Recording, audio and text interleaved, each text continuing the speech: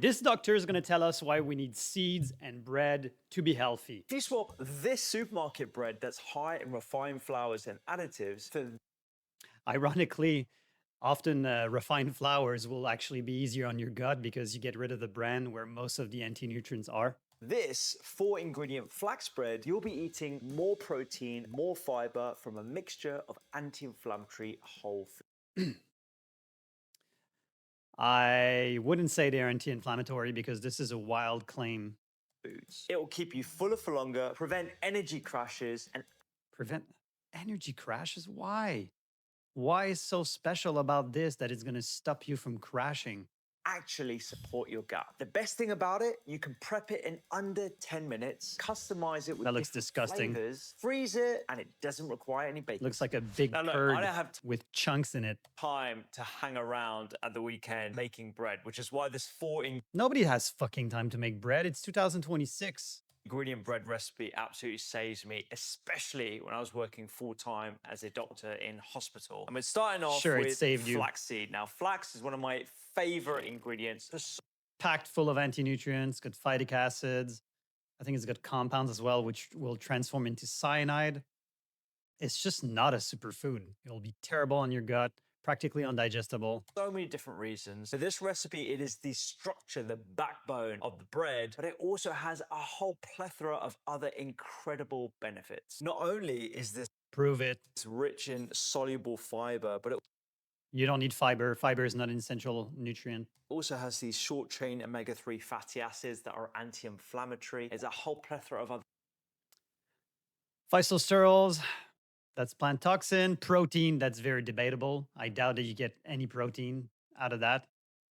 Lignans, that's also another anti-nutrient. And omega-3s, ALA, alpha-linoleic acid, which is the wrong type of omega-3s that your body has to convert and work really hard. They've shown in studies that even if you do eat a huge amount of ALA, your body will still probably be deficient in EPA and DHA. Just eat fish or meat.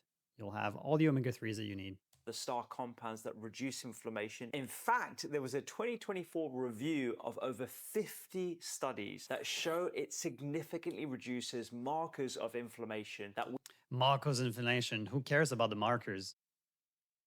You can study anything in isolation. Doesn't mean that certain ingredients will release an anti-inflammatory response that you should eat every day. It's like a drug, right?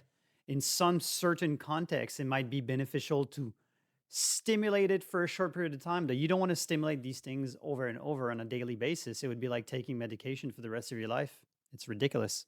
we measure in the blood. And yes, I turned 40 last year. I'm particularly intrigued by the cholesterol lowering properties of Oh my God, the cholesterol. Come on, that's been debunked for like 40 years. flaxseed, which could be protective against cardiovascular disease. Which could be. You see the words they choose? That's what I find very, very misleading and frustrating in the medical industry is that because they always use vague association and correlation, but yet they present them as hard facts. This is criminal. That's not science whatsoever. One thing I forgot, maybe because I'm now 40, you need to turn your oven on to 180. Anyway, back to the recipe. Chia is another star ingredient. It's packed with soluble fiber. It's packed of oxalates too, microscopic little crystals that will fuck you up and bind to minerals and inhibits your ability to absorb them. Great. And what happens when you soak it is that it releases this God, we're only a viscous minute gel 30 that in. slows down the absorption of your food into your bloodstream, including carbohydrates, which reduces the blood sugar spike and keeps you fuller for longer. I absolutely love this. Great. Why not just not eat the carbs in the first place? You won't spike your blood sugar that way. Like you know you know this is stupid when you need to add another food to counteract the first food that you should have not eaten in the first place. My God, why is this so stupid? This is what we do here. We're trying to make health more simple and more approachable and accessible to you all. Not weird, misleading gimmicks like all doctors do. This is not only packed with fiber, but it's also packed with protein as well. You don't want fiber still?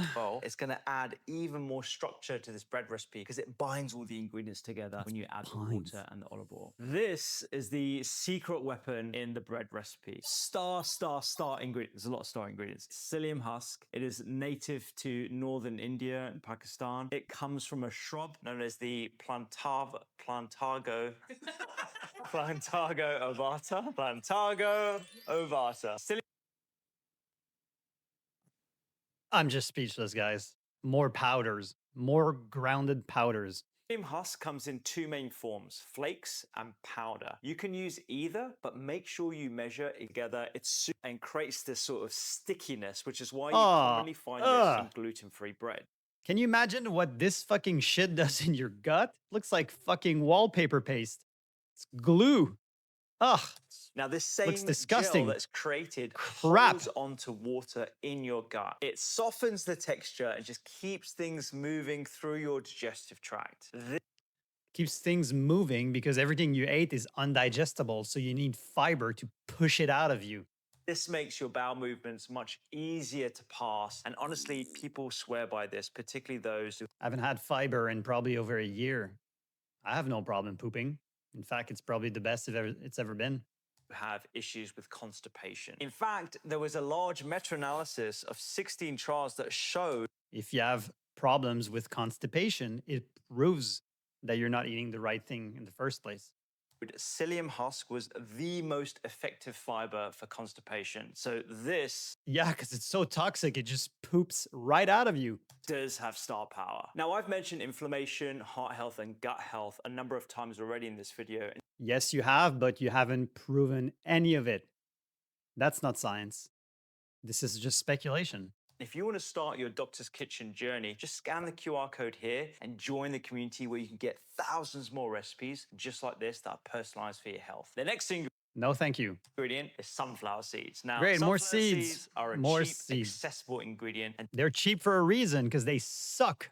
To keep this bread recipe super simple, I mean, we're talking 4 ingredients here. This is why I'm relying on it. But for shit. In reality, you can use another nut or another seed. But sunflowers, I think, need a lot more attention. With whatever nut or seed you add, what this is adding, aside from the monounsaturated fatty acids and anti-inflammatory properties, is texture. Again, wild claims, no proof. You see, when you buy a regular supermarket loaf, it is so soft. In fact, if you put a piece in your mouth, it will almost dissolve within 30 seconds. If you it's put all a piece shit of anyways. bread in your mouth, it will stay in your mouth until you actually chew that looks it. This disgusting. forces you to masticate. And this mastication is what actually sets in motion your digestive process. And there are even studies that show the more you chew, the less likely you are to overconsume. So, plant food probably have to be chewed a lot. If you eat meat, you can swallow it pretty much whole, and it will come out of your stomach liquid. I think Ken Carnivore, Lee Copus on Ken Carnivore podcast, he has his column removed, and he has a bag, and every time he sees the food coming out of the bag, only meat comes out liquid, which tells you something, right? So you don't need to chew like 42 times per bite or whatever fucking nonsense people say.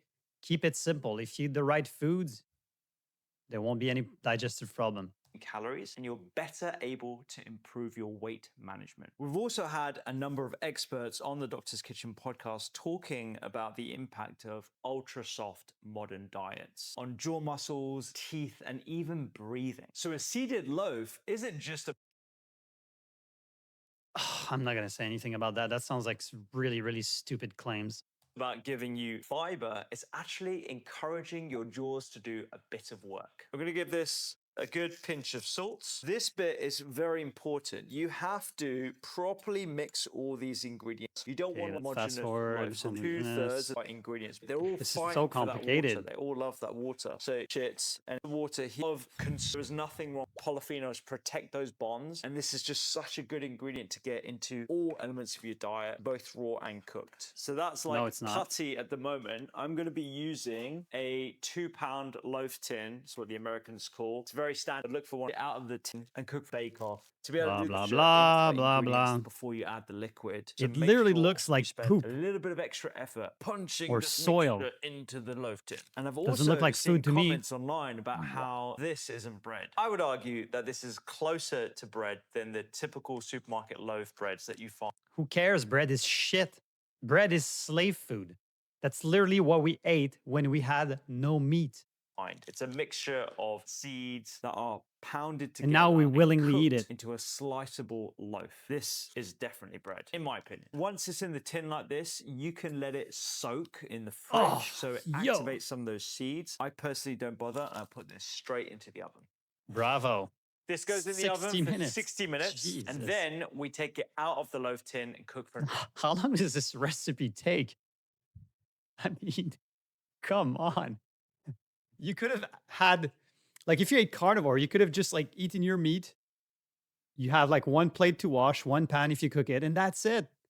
Another 15. It's been 60 minutes. Now you just want to open up your oven and you want to take the loaf out of the tin. Take the tin out and pop it back in for another 50 minutes. This It's so complicated. way it's going to cook all the way around the loaf and you're not going to get any soggy bits. It's been another 15 minutes. I mean, I was a chef for 10 years and I cooked a lot of shit food over the years, but this has to be some of the most disgusting shit I've ever seen. Stay tuned till the end. I will give you my final thoughts at the end. check on our bread. Oh, smells delicious. So now you want to just pinch the sides. You want to work quickly and just pinch the parchment from underneath the bread. You want to get it onto a cooling rack as soon as possible because you want the air to go underneath the loaf. Yeah, so it doesn't yeah, get yeah. condensation. I prefer to use a cooling rack that's got loads of small. I simply slice it and pop it into a freezer bag and freeze it so I've always got some throughout the week. And this is like my go-to breakfast. I simply toast and top with whatever I've got. Sometimes it's hummus and smoked tofu. Oh my God. Can you imagine how shit you must feel when you eat 2 slices of that bread with hummus on top of it? Seeds on seeds. There's like nothing that your body needs or want from that. Other times it's my prebiotic jam that I like to have as a snack. Ugh. It's made with chia, frozen berries, a touch of psyllium husk. If you blitz berries like that, if you look at the seeds around raspberries and blackberries, they're loaded with little oxalates crystals. If you eat them whole, it wouldn't be too bad because it will pass right through you. You will just poop them out like nature intended. But if you blitz them either in a smoothie or in a jam or whatever the fuck that is, you will break those little seeds and release all the oxalate crystals directly in the mix. I've done that for years and it pretty much wrecked my health. So think twice before you follow the advice of some brain dead, brainwash moron. Honey for sweetness and a dash of water. Blend it up. And it's just like carbs and non bioavailable protein. And trust me, you'll never go back to store-bought jam again. Or you can use a variety of toast toppers. Miso mushrooms, that's a real umami kick of even more complex. Is this guy vegan for fuck's sake? Fibers that feed your gut microbes. And one of my personal favorites is mackerel. It makes a delicious. Finally, some dried, overcooked fish with toxic radishes. Just lunch or even a high protein breakfast. But look, this is just a base recipe. You can add a variety of so many other ingredients that you like. If I start with the sure. He's making the same thing, but with nuts. To olives that are together, bake it in exactly the same way. It freezes and I slice it so I can enjoy that. All right, guys. That was painful to sit through, right? Okay, my final thought. Do you need to eat this to be healthy? Absolutely not. What he just shown is literally packed full of anti-nutrients. And anti-nutrients are a real thing. They will just create a whole bunch of problem in your gut and all sorts of problem in your body. You do not need to eat this. Also, another angle is, why did health needed to be this complicated? Why do you need to spend 2 hours in the kitchen mixing a bunch of fucking powders and seeds just to be healthy? Has no fucking, makes no sense. It's ridiculous. And also from like an environment point of view, do you really think that it's good for the environment that you have to fly in seeds and nuts that comes from all over the world just so you can eat your fucking loaf? No. For me, all I do is I order grass-fed organic beef locally. One cow can give me about 400 to 450 meals. I can eat for the entire year just with one cow that's been raised locally, that, only traveled a few hundred miles. That's what real health and environment is, not this nonsense garbage. All right, guys, if you like this kind of review, please leave a thumbs up and subscribe. If not, I'll see you in the next one.